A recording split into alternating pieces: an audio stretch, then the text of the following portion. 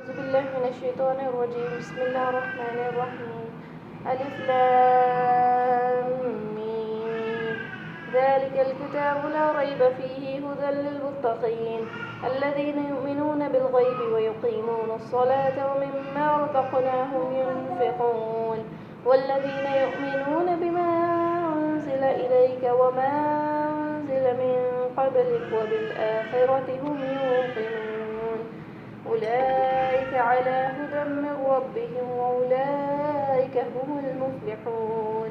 إن الذين كفروا سواء عليهم أنذرتهم أم لم تنذرهم لا يؤمنون ختم الله على قلوبهم وعلى سمعهم وعلى أبصارهم غشاوة ولهم عذاب عظيم. بسم اللہ الرحمن الرحیم. سورہ بقرہ کا پہلا رکوع کر رہے ہیں ہم، ٹھیک ہے؟ تو اس میں مشکل الفاظ اور ان کا ترجمہ ہے. الف لام میم. الف لام میم کیا ہے؟ حروف مقطعات ہے.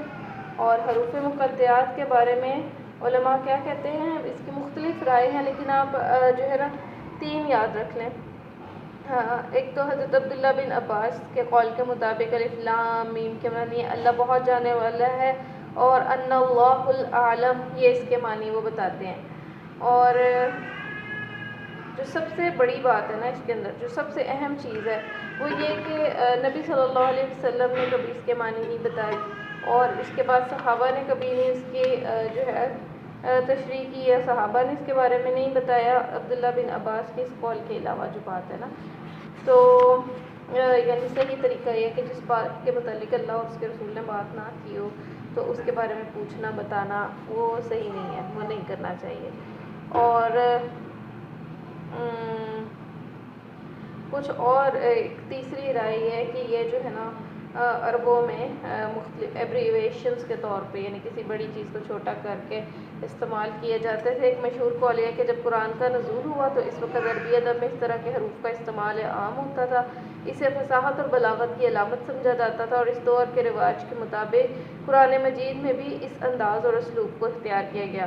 عربوں نے اسی وجہ سے قرآن کے اس اسلوب پر کوئی اعتراض نہیں کیا، اور نہ ہی حضور صلی اللہ علیہ وسلم سے اس کے معنی پوچھے.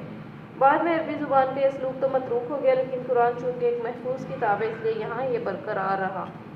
اور جو اہم ترین اس میں بات ہے وہ یہ کہ ان حروف کے معنی کو سمجھنے کی زیادہ کوشش نہ کی جائے، کیونکہ صحابہ کرام نے بھی حضور سے نہیں پوچھے اور نہ حضور نے خود بتائے. اور قرآن کا بھی حکم یہی ہے کہ جو چیزیں متشابہات ہیں، جن میں شبہ ہوتا ہے، ٹھیک ہے، جن پہ آپ حتمی اپنی کوئی رائے نہیں دے سکتے، کوئی اس پہ قول نہیں ہے، اللہ نے اس پہ ایکسپلین نہیں کیا، اور اس کے بارے میں جان کے آپ کو نہ کوئی فائدہ نہ کوئی نقصان، تو لہٰذا اس کے بارے میں زیادہ جستجو کرنے کی کوشش نہیں کرنی چاہیے. ٹھیک ہے، تو یہ تھا تعارف حروف مقطعات کا. اب آ جائیں ذالک الکتاب لا ریب فیہ ھدی للمتقین. یہ کیسی کتاب ہے جس میں کوئی شک نہیں، ٹھیک ہے، اس میں ہر چیز واضح ہے، مبین ہے، ٹھیک ہے.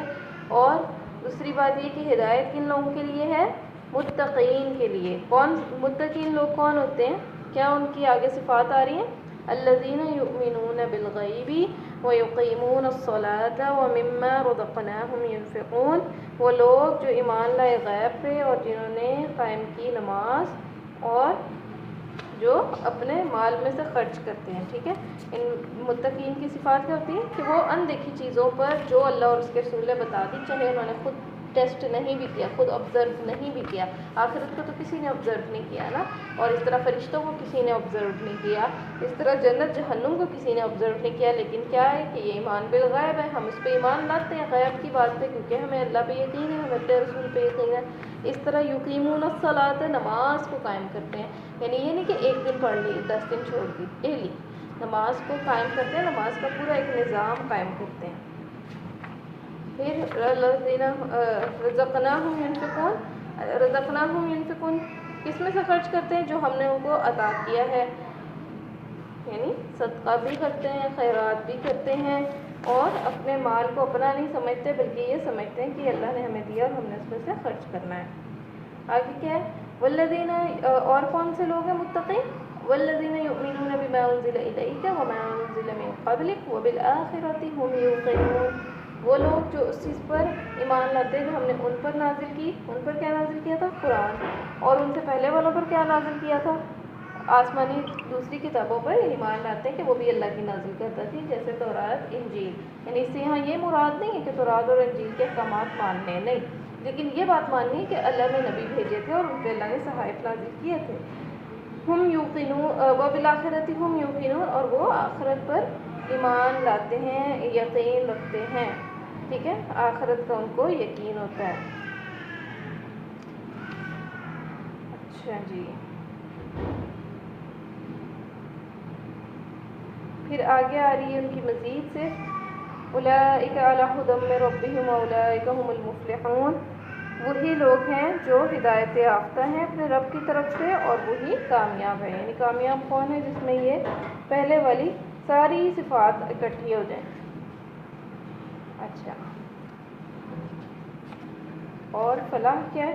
دنیا اور آخرت دونوں کی کامیابی، یعنی کہ دنیا میں آپ بہت سکسیزفل تھے اور آخرت کے لیے آپ نے کچھ نہیں کیا، یا مطلب یعنی آخرت کے لیے اگر آپ اتنی کوشش کریں آپ کی دنیا بھی خراب ہو رہی ہے تو ٹھیک ہے، آپ کی یعنی ابدی زندگی تو آخرت ہے، لیکن اللہ تعالیٰ کو کیسا مسلمان مطلوب ہے کہ جو دنیا میں سکسیزفل رہے، ساتھ ساتھ یہ نہیں کہ اس کے رشتے سارے خراب ہو گئے ہیں، اس کے دوست احباب سارے اس سے روٹ کے چلے گئے ہیں، وہ کسی کے حقوق نہیں پورے کرتا، ٹھیک ہے، وہ حقوق العباد میں اتنا مگن رہتا ہے کہ نہ شادی کرتا ہے، نہ بیوی بچے ہوتے ہیں، نہ اس کو کسی کے خرچ، نہ ذمہ داریاں، اور نہ وہ کماتا ہے، کمائے گا نہیں تو خرچ کیسے کرے گا نا؟ اللہ تعالیٰ نے صرف بیان کیا جو لوگ خرچ کرتے ہیں تو خرچ تو وہی کریں گے نا جو کمائیں گے، تو جو محنت کرے گا دنیا میں بھی اور پھر آخرت میں جو ہے آخرت کے لیے توشہ اکٹھا کرے گا، دنیا میں رہتے ہوئے سارے رشتے، سارے کام، ساری ذمہ داریاں اپنی نبھاتے ہوئے، تو وہ شخص جو ہے وہ دنیا اور آخرت دونوں کی کامیابی اکٹھی کر لیتا ہے۔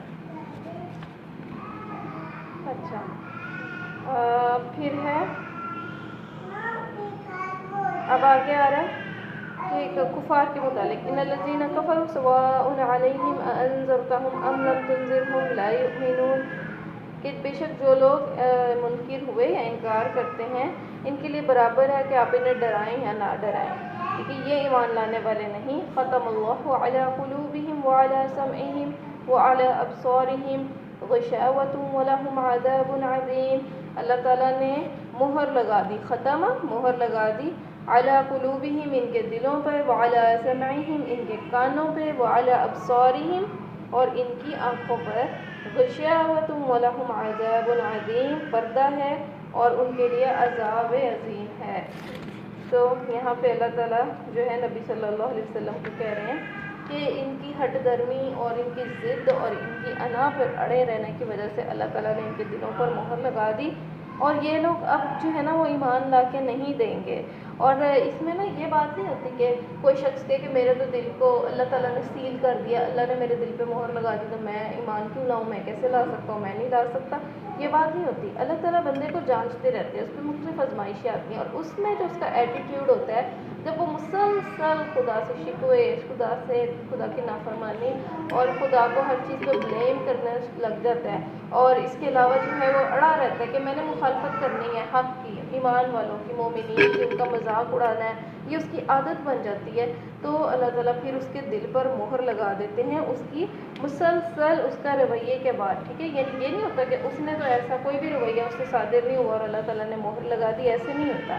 کوئی شخص مسلسل جب حق کی کرتا ہے نا مخالفت اور مومنین کو نقصان پہنچانے کی کوشش کرتا ہے، تب اس کے دل و دماغ پر اللہ تعالیٰ اس کو دیکھتے رہتے ہیں، ڈھیل دیتے رہتے ہیں اور آخر میں مہر لگا دیتے ہیں، اور اس کے بعد وہ کبھی توبہ نہیں کرتا۔ اور اس میں سب سے بڑی مثال جو ہے نا وہ ابو جہل کی ہے کہ وہ آخری دم تک اللہ کے رسول نے بہت کوشش کی اس کو ایمان کی دعوت دیتے رہے اسلام کی، لیکن وہ نہیں اسلام کی طرف پلٹا، یہاں تک کہ وہ کفر پہ مر گیا۔